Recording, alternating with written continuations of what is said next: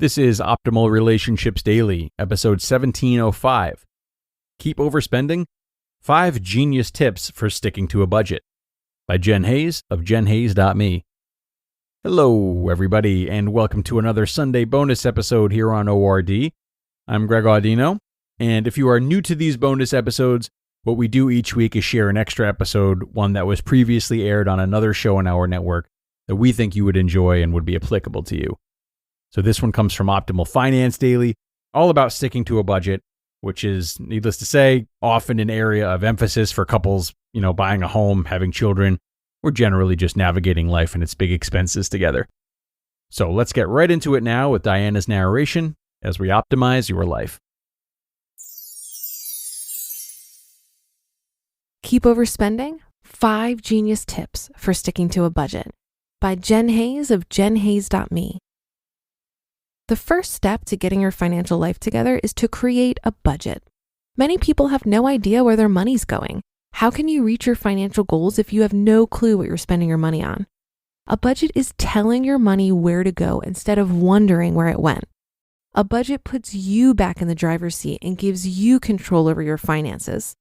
Some people think budgets are restricting, but the opposite is actually true. A budget gives you freedom by allowing you to reach your goals and to spend money on fun stuff. You no longer need to feel guilty when you spend money. As long as it's in the budget, you're good. Maybe you already have a budget, but you still keep overspending each month. A budget only works if you stick to it.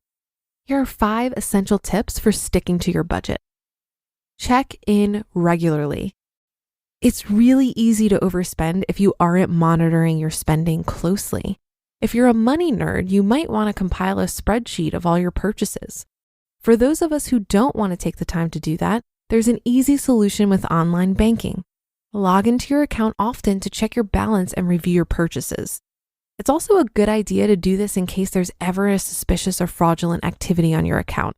The sooner you find out about it, the better. Use cash envelopes. Dave Ramsey recommends the cash envelope system. With credit cards, we don't really feel money anymore. We get a bill the following month, and in the meantime, we feel like we have a lot more money than we actually do. With cash, we can see it being taken from us immediately, so we feel it when we make a purchase. With the cash envelope system, you put cash into several different envelopes. You might have one for groceries, another marked eating out or entertainment, and a third labeled haircuts, for example. Once an envelope is empty, you're no longer allowed to spend cash on that category until the next month. The cash envelope system works well because it's very easy to keep track of how much you've spent and how much money you have left. Identify your budget busters. Even frugal people often have 1 or 2 areas where they tend to overspend. Mine is groceries, and my husband's are Starbucks and eating out. Identify your budget busters and come up with ways to beat them.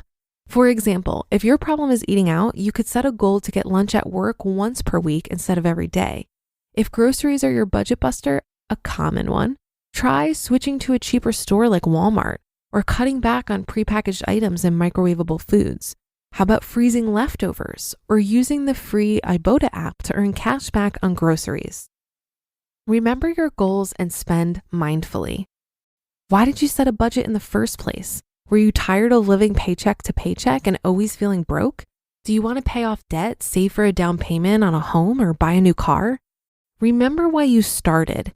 It might be tempting to go on a mini shopping spree or hit Starbucks daily, but reaching your goals is more important. When you decide to buy something, give yourself some time to think it over. Make sure to ask yourself a few key questions. If I didn't buy this, what could I do with the money instead? Could I buy something similar for a cheaper price somewhere else? How many hours would it take me to earn the money to pay for this? Will I still want this a week from now, a month, a year? Ignore temptation. It's tough to stick to a budget if your friends or family members are always pressuring you to go out and spend money. Explain to them that you're on a budget. If they truly care about you, they should understand. You don't need to avoid them in order to save money. There are plenty of fun things that can be done for free or a low cost.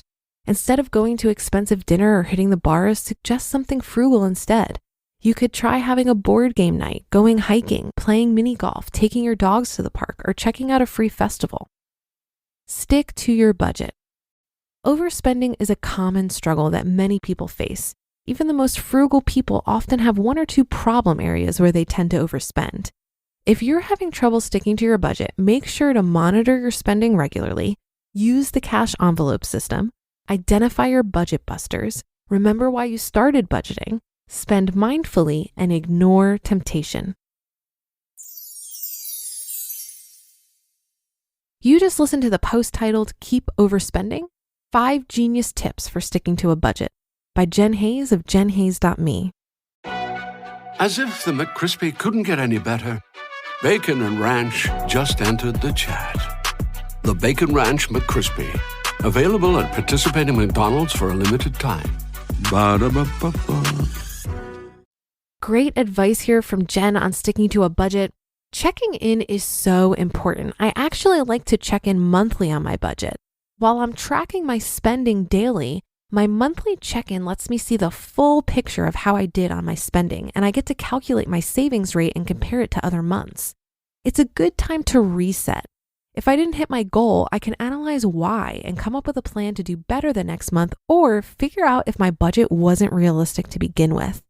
I think in order for a budget to be effective, it needs to be flexible and not a reason to beat yourself up.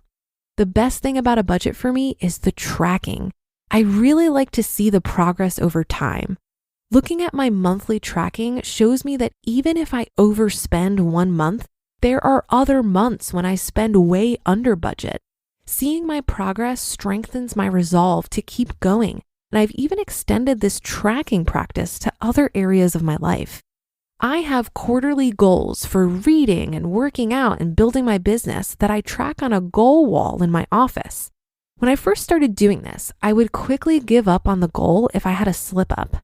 But now I just document the slip up and I give myself a grade on each goal at the end of the quarter. Can you tell I was a total nerd in school? I absolutely love good grades. So for example, last quarter, I had a goal to complete 2 30-day fitness challenges. And when I added it all up, I got a 91% on this goal. Technically, I didn't reach the goal, but 91% is pretty darn good. And now I have a number to beat for next quarter. And that should do it for today. Have a happy rest of your day, and I'll see you in the Friday show tomorrow, where your optimal life awaits.